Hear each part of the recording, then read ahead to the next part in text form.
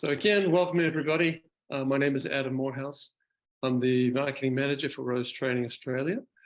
Rose Training Australia is a family-owned and operated registered training organisation. It's been running since 2007. We're based in Brisbane, and we're the leading provider in marriage celebrancy training across Australia. So we're quite happy today to present to you the day in the life video of Jean Cook, who's our marriage celebrancy trainer. She's also obviously a successful trainer in her own right. And then she's going to talk to you about what it's like being a marriage celebrant, what her day or week or month looks like. So I think to start off with, what I'm going to do before I introduce Jean, I'm going to show the video or share the video. You may have seen it already. So I'll jump over to that.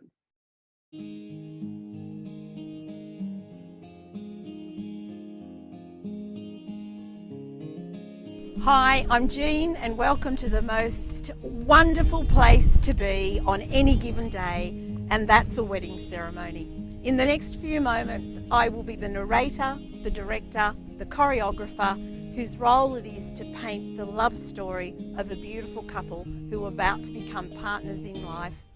You guessed it, I'm a marriage celebrant. I declare, without bias at all, the most amazing, heart-filling, soul-soothing job you could ever hope to have.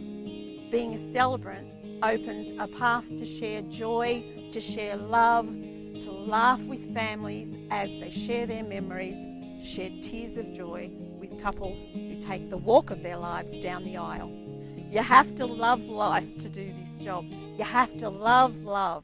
You need to connect with your couple, a source of inspiration limited only by your imagination. Your working day will take you to places you could only imagine. Picture a heritage winery with a sweeping driveway leading up to a colonnaded veranda, capturing the views of vast fields of vineyards in the distance. A beach of golden sands with sparkling blue ocean as your backdrop. A mountaintop surrounded by an enveloping, romantic shroud of mist. A white timber chapel filled with beautiful pink roses. This will be some of your work environments and so many more. Everything here today has been homegrown, handmade, hand-built by all of the family and done with so much love. It's inspiring, it's an honour to be a part of it, it's truly incredible. How can you not want to be a part of all of this?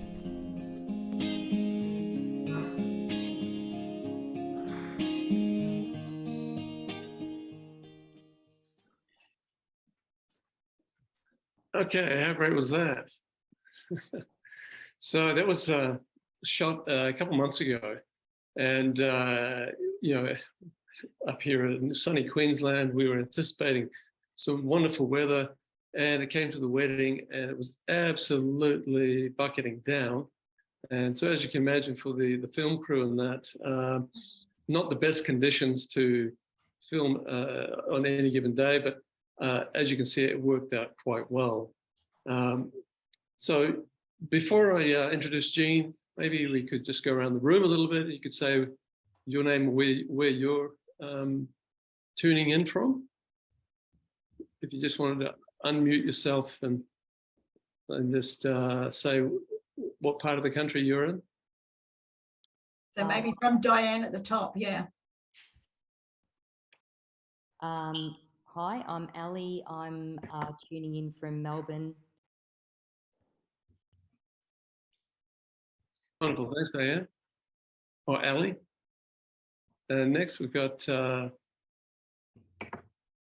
is it Cheryl? Yes, hi. I'm tuning in from Newcastle in New South Wales. Wonderful.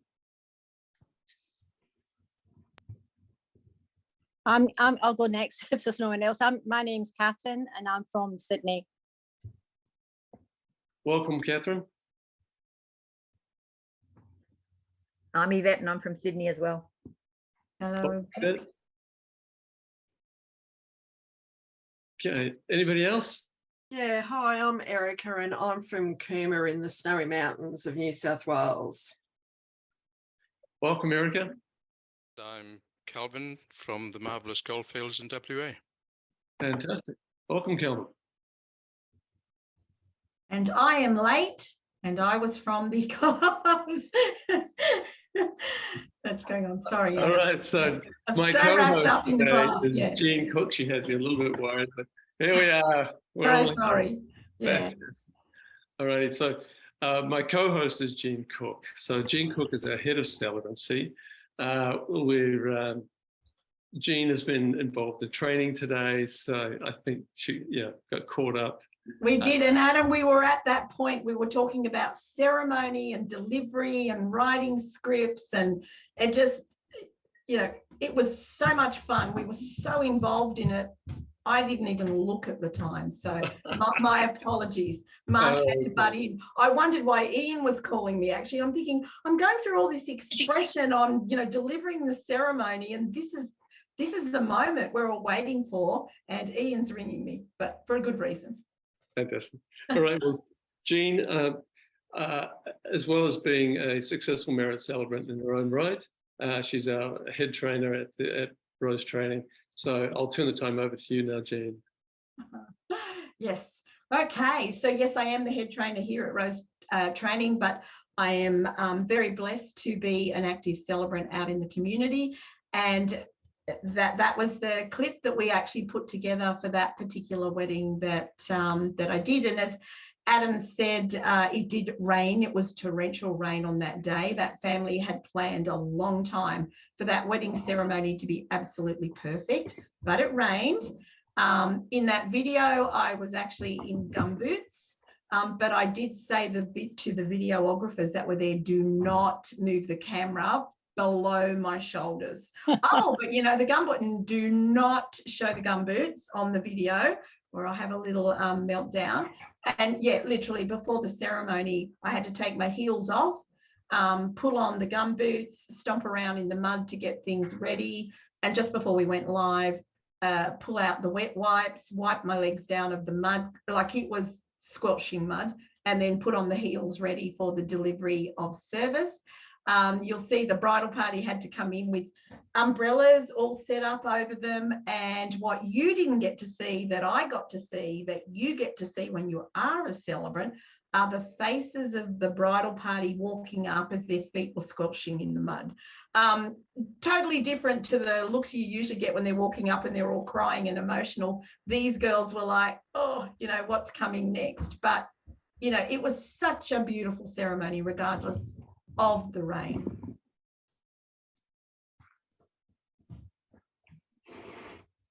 Oh, Adam, you're on mute. So Jean, that's not a typical day, obviously, for you. So no, it's not a typical day, no, but it has been of late.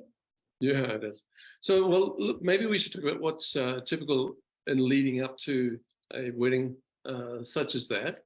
Like as the marriage celebrant, how often or how many times did you meet with the couple? Oh, yeah. How does that look? How does that look? Yeah, well, I mean, how did they get in touch with you in the first place? All that process from the first meeting through to that day that we saw there. Yeah. Well, for me, mostly my contacts will come through Facebook Messenger or Instagram. So I have my profile out on there and do some advertising on that.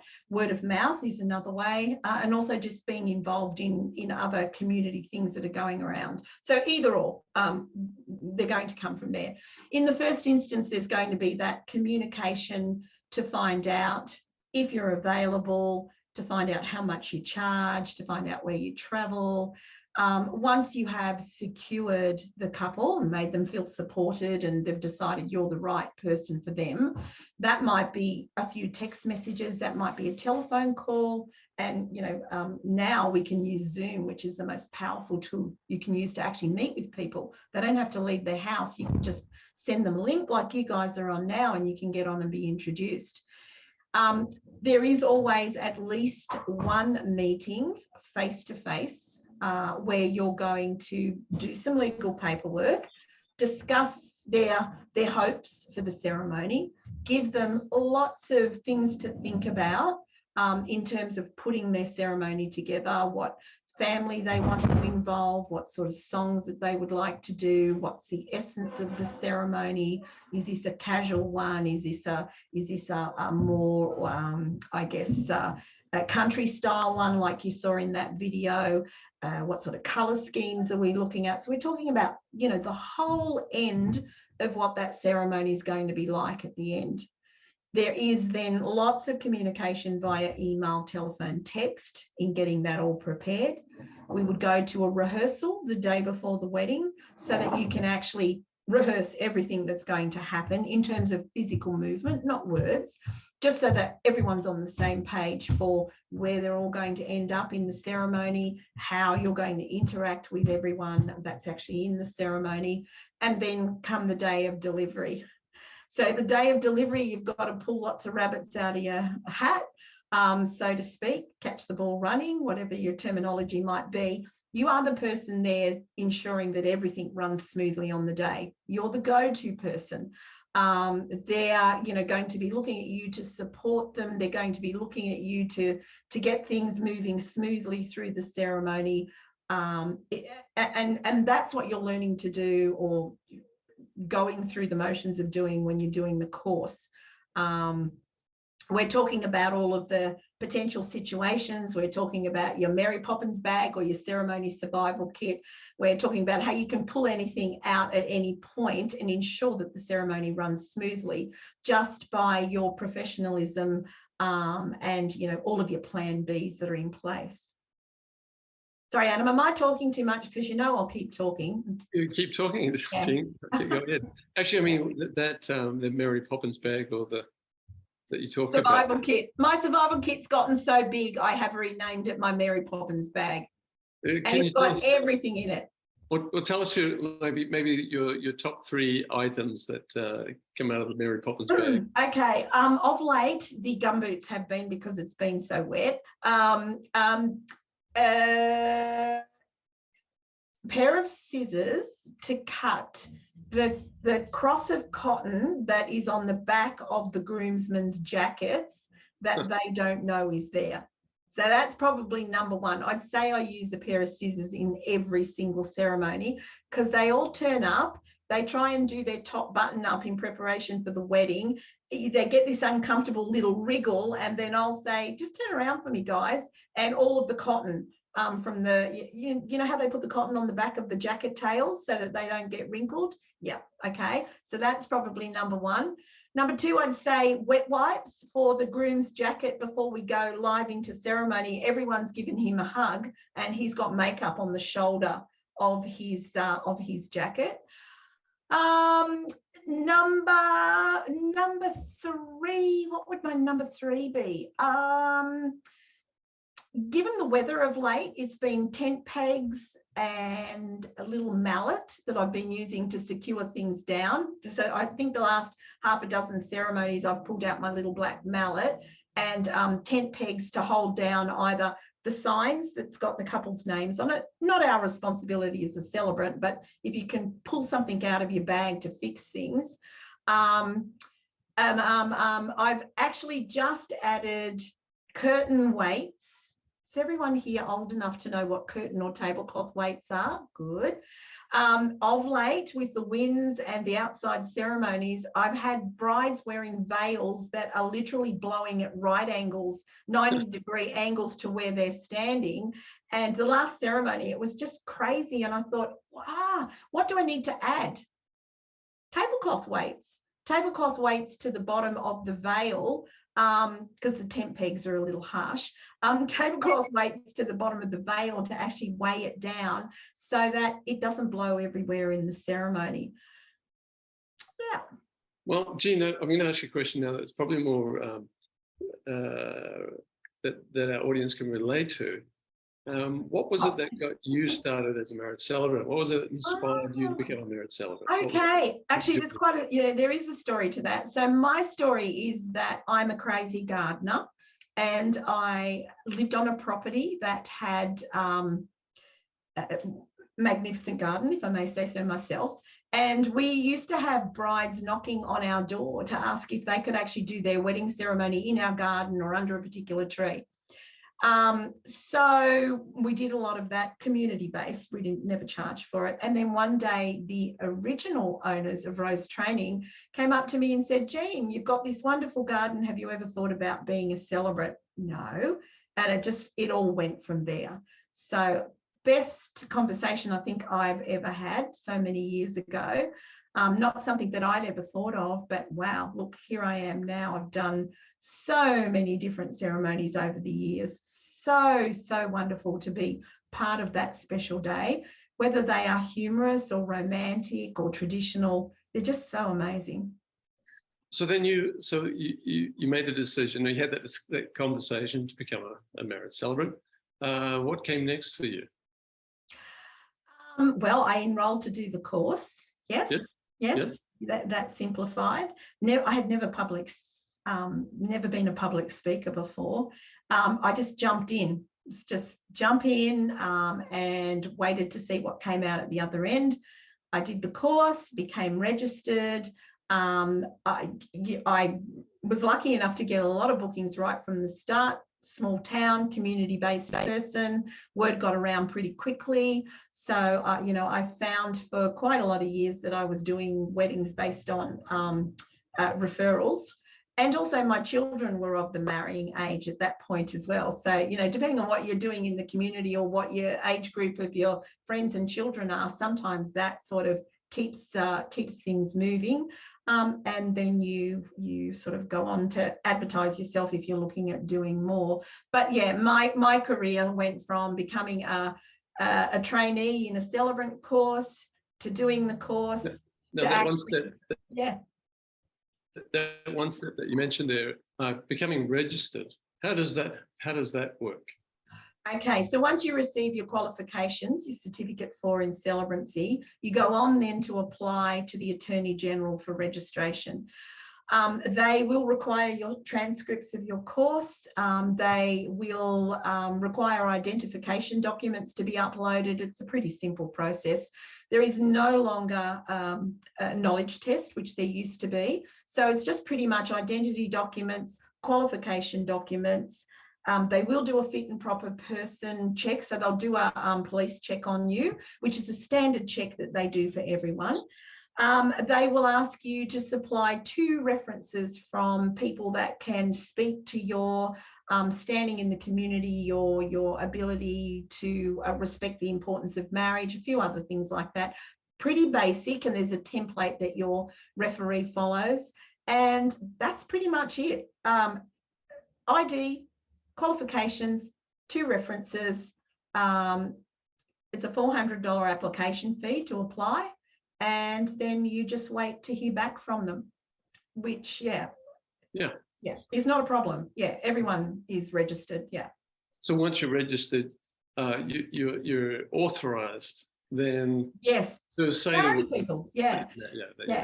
So you would receive that wonderful letter, or it's coming via email now. I'm showing my age. You receive that wonderful email that says, "Congratulations, Catherine. Your registration has now been approved. You are effective immediately as of tomorrow," it's usually the day after, "to go ahead and perform legal ceremonies within the community." It's an awesome moment. Yeah. Yeah. Great. Okay. And so now you've been marrying people for quite some time now, and is there a favorite, any sort of most memorable weddings that you can remember? Oh, Adam, I've told so many stories, haven't I? Funny, probably most memorable for the things that happened in the ceremony was, I could tell you so many stories. Which one shall I use? Let's use the cat. Okay. Picture this. We're in the gardens of a mansion. The couple have hired the mansion for the day, most spectacular gardens. And we've got a live singer who's strumming on the guitar and singing. So I'm setting the scene for you. It's a beautiful sunny November day. Jacarandas are out in flower. The wind's blowing, the breeze, and the jacaranda petals are all falling down onto this beautiful green grass. The bride walks out from her dressing rooms, let's say, and none of the guests can see her. So she's walking out. I am the groomsmen are watching her walk down this lovely incline underneath the jacaranda trees. And it's absolutely beautiful. And the music's playing and the groom's starting to tear up and the celebrant's starting to get a bit emotional. And the bride makes her way with her dad up to the beginning of the aisle, and she's doing a 90-degree turn to walk up the aisle. And as she walks up the aisle, a cat jumps over the neighbouring fence, and that cat's after the veil. The veil's blowing in the wind. Yes, you've got it. This is where the celebrant's got to pull a rabbit out of their hat, quick, smart. So I'd say it probably all unfolded in a couple of seconds. It felt like it was an hour. I've seen the cat take a run up and jump on the veil, and it sort of stopped the bride in her tracks a little bit, but she sort of kept walking, and the cat's taken a second jump up, step back, and jumped onto the veil again and sort of pulled it. And the bride sort of stopped as if to say, what's going on? She's got not a clue what's behind her. None of the guests can see it. And the cat's taken the third run back, and the groom's gone, what you need to do something, because it was going to take the veil third time. You know, no chance that veil was going to stay in her head then. And just as she took one step past the last row of guests, they could see the cat taking its run up. And I've just gotten on the microphone and said, could the guest in the last row please grab the cat? And literally the guest lady has crash tackled the cat in the aisle and then held on to the cat for the rest of the ceremony. Bride did not have a clue what was happening until the end of the ceremony, when we started to chat about, you know, her walk up the aisle. That could have been really bad. I imagine that bride was a fairly anxious young lady. If her veil had come off halfway up the aisle, I think she would have had a breakdown at that moment. So. Okay. So, Jean, it seems like a lot of your work actually is bringing with you the knowledge and the experience to be able to deal with situations like that quite readily. Yes. Yes. You know, situations that might, you know, if you didn't have the experience, it might be unsettling, but you seem to be able to stop things before they happen or in the tracks. Yes. Yes, so it's having a plan. Now, I don't quite know how I could solve the issue of the cat moving forward, so you evaluate what happened. But what I have done moving forward, because of wind, let's say the veil, if we're talking about that, I always say to my couple that are wearing veils, can you make sure the hairdresser secures it tightly in the back of your hair? Not just one little comb that's going to pull out as soon as the wind blows it, as an example. If I tell the story of the day that my certificates blew out of the folder and blew into a dam, and my best man jumped into the dam to grab the certificate before it blew into the wild blue yonder, you know, that was a moment, split second, certificate blew off the table. Oh my God, how could that possibly happen? Secured in a folder. Groomsman jumps in, gets very wet, mud top to tail, jumps out, has saved the certificate. We've been able to go on and sign, and we need it. It's a legal document in the ceremony. What did I learn from that? I clip, as well as securing it into the folder, I put clips all the way around the folder now, anytime I'm outside in a ceremony, because the wind will blow up at 3 o'clock in the afternoon, regardless of where you are. So I think when you do the course, I share all of these tips with you. I get you to write them all down. Like, you might not come across them, but here's what I've experienced over the years. Here are some things to think about. For you, going through the ceremonies, you just evaluate what you've done, and you improve and you work on it for next time to get your plan Bs in place. Yes, and I know that's a big part of what you share with your students in the training. We also have Wednesday night drop-in sessions for students where, along with answering questions about the course, I know it's not ideal, but it often turns into a session where you're sharing, you know, people are asking questions about my hacks. Yeah. My ceremony hacks, yeah. Your ceremony hacks and things like that. You share those very helpful tips and to them.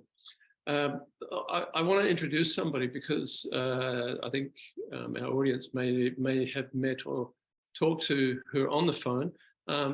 Mina, can you share your screen so that people can meet you? There she is.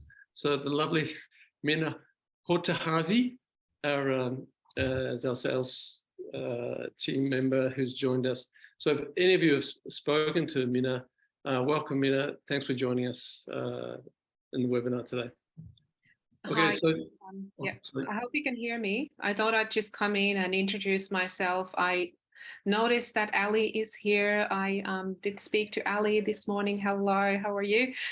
Good to see you here. I'm not sure if you can see if my screen is frozen, but it is frozen on my end. Hopefully you'll be able to see me live. But yeah, so I may have spoken to a few of you. I do apologize if I can't recall your name at this stage, but I'm your person, and there's my colleague Ben. He's going to join in later at the end of the meeting to introduce himself. So we're here to help to answer any questions in regards to the course, price, payment plans, how to get started, and those kind of processes. We walk you through those processes. Yep. thanks, Mina. Thank you.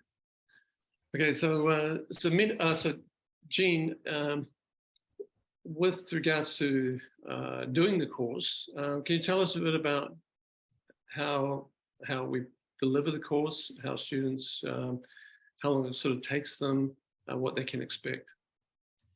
Well, we have online delivery of the course, or we have face-to-face. I would strongly recommend face-to-face. If you want to have the experience with the celebrant in there, giving you all of those ideas and tips and tricks, not that they're tricks. Your course runs for 12 months, and some students will finish it in 3 months, some will finish it in 6 months, some will take the duration of the 12 months to complete it. Depends how much time you're able to put into working on your course each week. We have 5 clusters within the course. First cluster is all on legislation, which is what you need to understand to begin with. Legislation and also research questions that you need to do to start gathering some of your own business information you'll require as a celebrant. The second cluster is on underpinning questions regarding the law, and we provide you with the guidelines to the Marriage Act, as well as a student manual, and all of that information is readily available in there for you to be able to find. Cluster 3, we go through scenarios of, potential situations you would be in with clients. You get a little bit of information, and then you answer what you think you would do and what you think you would need. Very simple to do once you've gone through the first 2 clusters. Cluster 4, you are building your business documents that you are, needing for when you're actually out there as a live celebrant. And the way the course is structured, once you get through that cluster 4, you've built everything you need so that when you are registered and someone says, hey, Erica, are you available to be my celebrant, and can you send me an information pack? You have already built it in the course. So it's just a matter of emailing it off. So we take you through step by step. End of course, last cluster are all of your mock ceremonies. So there are 9 mock ceremonies in total. 5 of them are weddings. One's a baby naming, a funeral, a renewal of vows, and another life ceremony. But doing those 9 ceremonies prepares you for what you'll be doing in real life out there as a celebrant. So you learn to build your templates, questionnaires, and actually go through the process of preparing, planning, and actually delivering the ceremony in cluster 5. Fantastic. Now, for those that are studying online, what do we have available for them? It works the same way with the clusters, Adam, and they will still have their student manual, and they will have their marriage guidelines.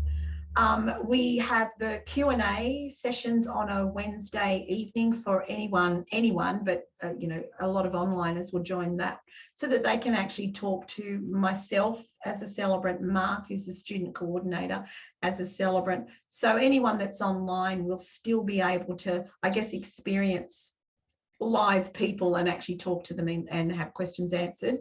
Mark, the student services coordinator, is there at you know, any moment. You can book a call on his calendar and you can have a phone call anytime that you need to, you know, maybe chat about things that might be confusing you a little bit on the course that you're not sure about. So, you know, if you're doing it online, you've always got access to the student services coordinator and those Q&As. So you're not on your own while you're doing that either. Resources are the same. Yeah. Yeah. I think we might move towards some question and answer time. It's a small group. What we usually do is just have you type in the questions and I'll read those to Jean.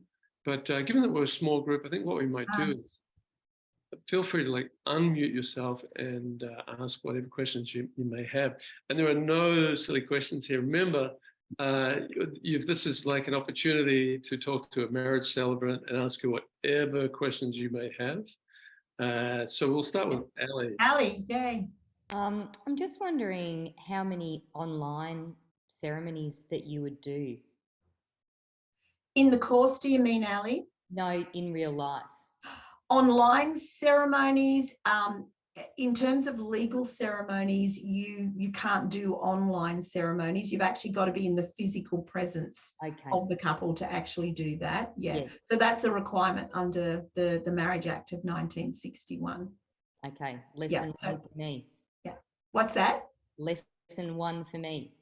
Yeah, it'll all be live. What has happened though, just of interest, is when we are completing the first lot of paperwork with our clients, we were always needed under the law to actually meet with them physically to sign the first lot of documents. Right. Because of COVID, there's been a temporary amendment to the Marriage Act, the law, that now allows us to go on to Zoom and have our couples digitally sign that first document, and we can witness it via Zoom. It was a temporary amendment up until December now, and AG just sent through a letter yesterday to all celebrants to say, yay, that amendment has been temporarily extended until December next year, which is the most awesome thing for us as celebrants.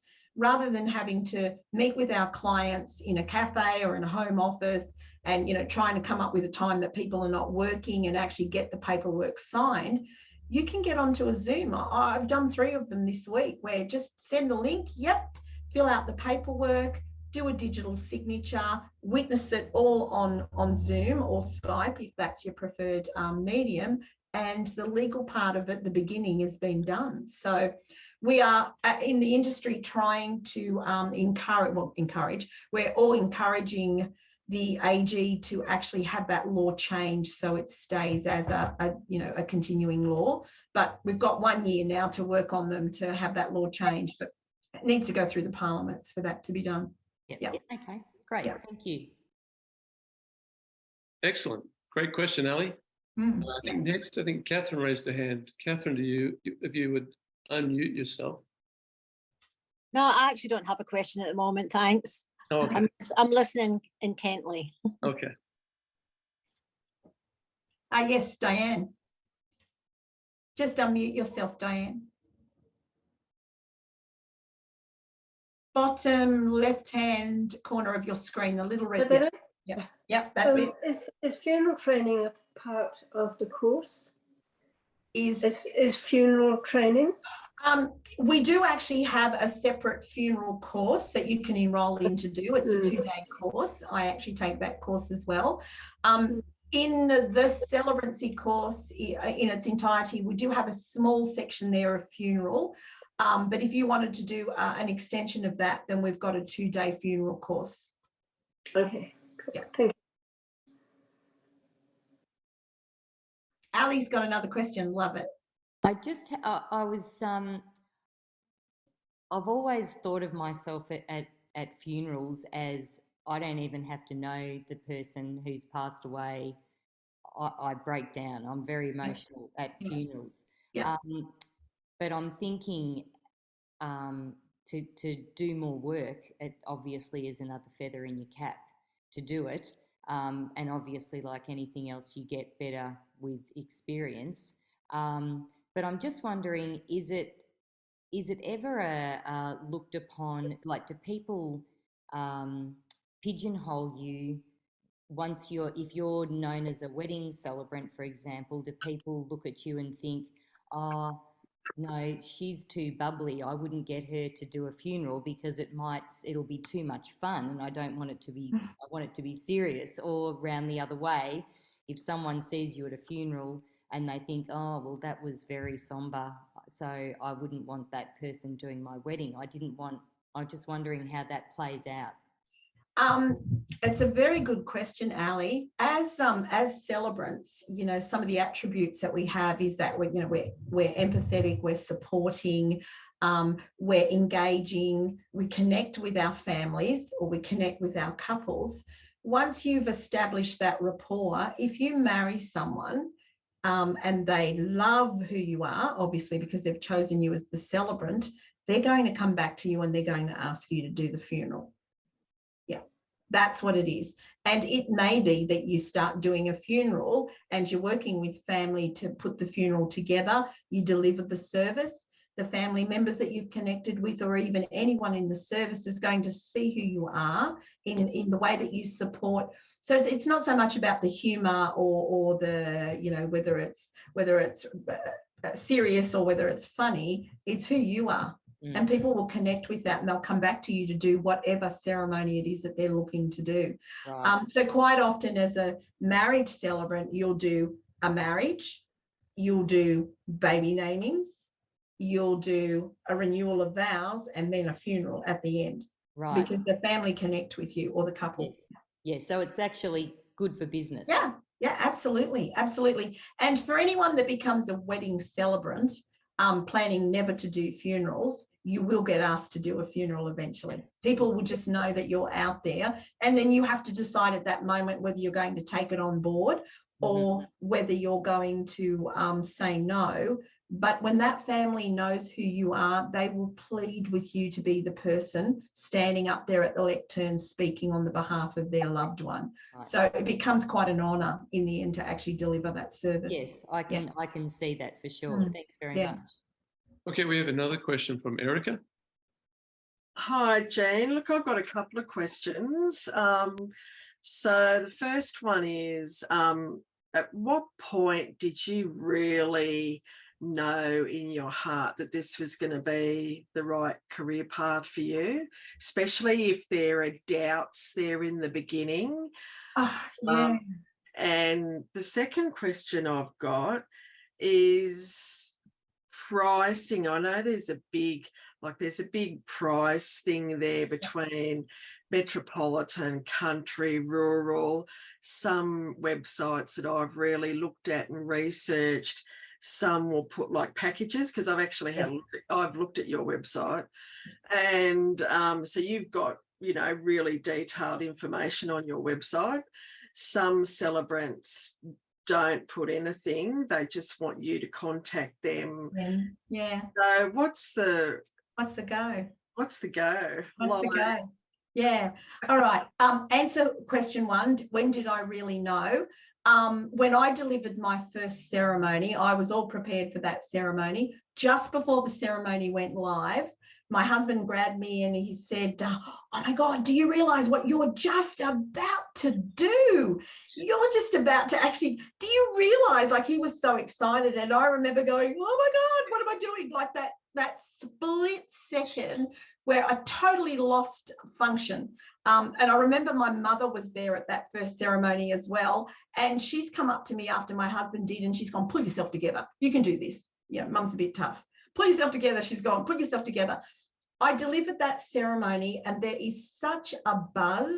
There is such a buzz. You go through that stage of being nervous. Oh my God, what am I doing here? And still nervous in any ceremony still. And you go through the emotions of the tears of joy, then the relief of actually getting through the ceremony, and at the end of it, that just it's a high, Erica. You can't walk away from the ceremony and just go back home and do what you're doing. You don't often get invited to the wedding ceremony itself, but you need to celebrate every ceremony that you do. I will go with my husband somewhere and we'll either have a coffee or a champagne, depending on where we are and what the ceremony was, because you need to come down from that high.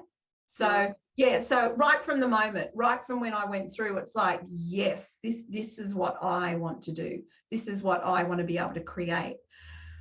In answer I've heard other, just sorry, I'm going to butt in Yeah. and say, Jean, we've interviewed some of our students, Rose Training Australia students, after they've performed their first ceremonies, and they often say that. You know, I recall them saying that exact thing. Yeah. Yeah. Yeah, it's just a buzz. It's just a high. When you do a funeral, buzz wouldn't be the word that I use. Still don't have a right descriptive word to use for that. But there is definitely a feeling of accomplishment for the family. You've really done something to offer some light to that family moving forward. So there is some fulfilling accomplishment, if that's the right way to describe it. Still don't have the right one for that, but you know, it's the same as the buzz, but it's in a different form with funeral. Erica, the other question with prices. All right. Easy Weddings just put out a survey that listed some medium prices around the country. So they go from anywhere from $550 to $1,400 as an average across the states. Of course, for you determining what you're going to charge, if you base yourself on birth, deaths and marriages, simple wedding over the counter, legal wedding over the counter in BDM, $500 to $550 would be their base starting price. So you should be looking at that and above for all of the things that you do. In terms of information, perhaps my website has too much information. I don't know. It's the way I'm marketing myself at the moment. What I do know is that our millennials and our Generation Z would like us to be as transparent as we possibly can be. Because that shows some form of honesty. If you're not able to tell them what you're going to do and how much you're going to charge, how can they base a decision knowing nothing at all? So just from the research that I've done with Adam and the conversations that I've had with clients, give them all of the information as simply as you can, give them some price structure, give them a way to pay for it at the end, like solve their problems to begin with, which is how much do you charge? How am I going to pay for it? How is that all going to work? They will suss you out first before they contact you. So they have all the answers already. They're going to ask you the questions, but they already know the answers based on what you've put on your website or how you've advertised yourself. Right, okay. And with regards to that, I must add, we do a lot, Jean and I, by way of monthly webinars for our students to talk about those questions, about how to market yourself, how to set your prices, how to do your social media, those sorts of things. What we find is, of course, there are different audiences or people are looking for different things. We use the extreme of the Elvis Presley wedding celebrant. There's a market for the Elvis Presley wedding celebrant just as much as there is the hinterland celebrant or the beach celebrant or the traditional celebrant. And it's really about sort of understanding what you want to do so that you can do something that you enjoy, obviously. And then people are coming to you because they know you to be the Elvis Presley celebrant, as it were, or they're looking for a certain style, aren't they? Yeah. Did that answer all your questions, Erica? Yeah, it did. I've got another question though, if I can.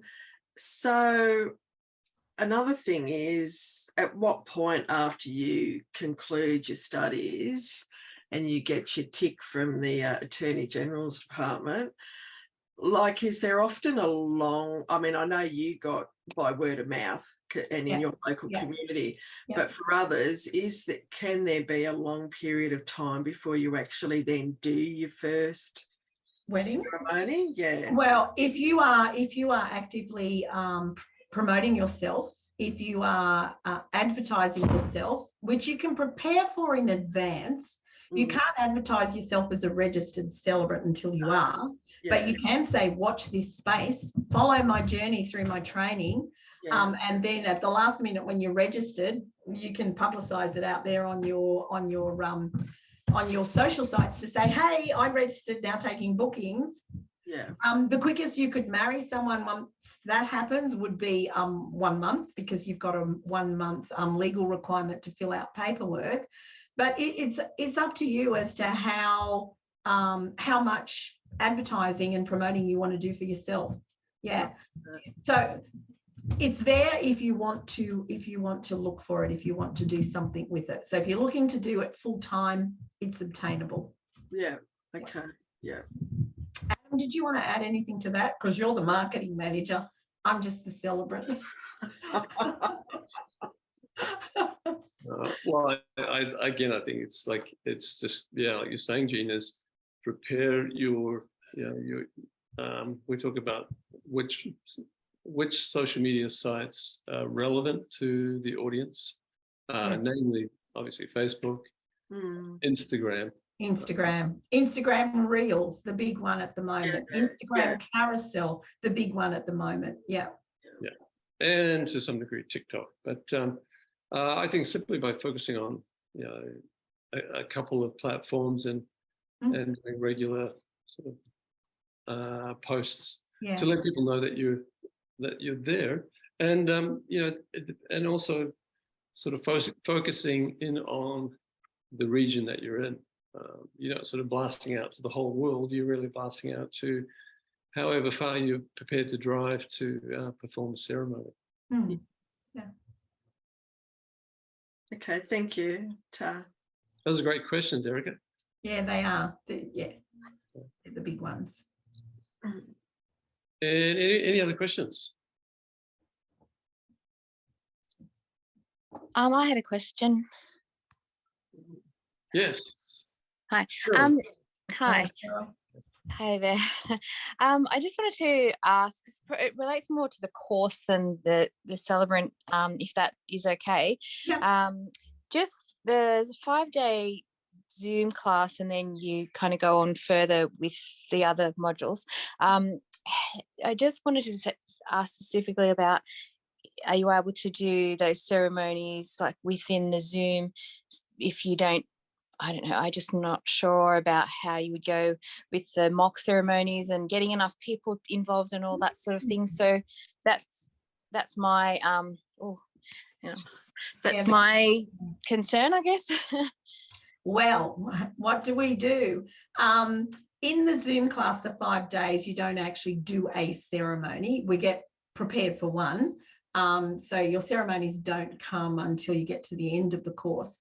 But we occasionally do ceremony days. I've just come back from Melbourne in the last 2 weeks, where we did 2 full days of ceremony assessment days, where 14 students all came back to put together their ceremonies, the ones that can't get people to help them, and they need assistance from other students. So with the student, myself as the assessor or one of our other assessors, we do occasionally offer those days. It's not a, they're there all the time, but we will, when we hear that someone needs some help, start to look at putting those ceremony days together.